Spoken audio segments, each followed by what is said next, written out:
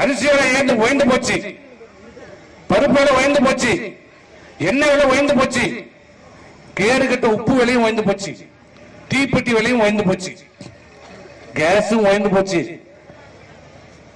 Maharaja Modi election வந்தது இல்லைன்னா எனக்கு 2500 ரூபாய் இருக்கும் கேஸ். எலெக்ஷன் வரவே கொஞ்சம் குறைச்சிட்டாப்ல. முதல்ல எப்போ வந்தது? 2014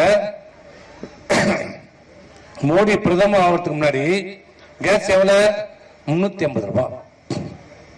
2014 அம்மா முதலமைச்சர் ஆகின்ற போது ஒரு கேஸ் விலை 350 ரூபாய். இப்ப இந்த 2014 நாடாளுமன்ற தேர்தல் வரைக்கும் பாத்தீங்கன்னா கேஸ் 1100 ரூபாய். ஊருக்கு ஊர் மெட்ராஸ்ல கொஞ்சம் 200 100 ரூபாய் கூட இருக்கும், இங்க கொஞ்சம் குறையும். அந்த துறைமுகம் எங்க பக்கம் இருக்குதோ அங்க கொஞ்சம் குறையும். 1100 ரூபாய் இருந்தது.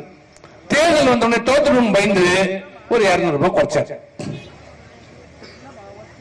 350 ரூபாய் எங்க 10 ஆண்டு காலத்தில் எவ்வளவு ஆச்சு கேஸ் விலை?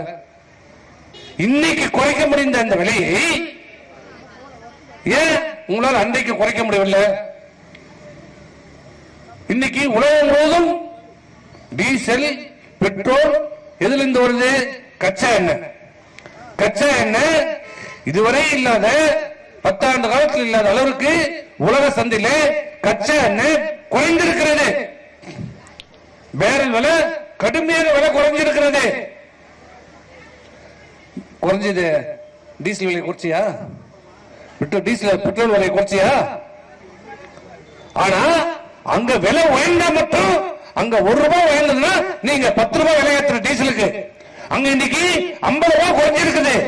இங்க நீ குறைச்சிருக்கணும். குறைச்சியா? இந்த 3 மாசமும் குறைக்கல. இந்த லாபம் எங்க போகுது?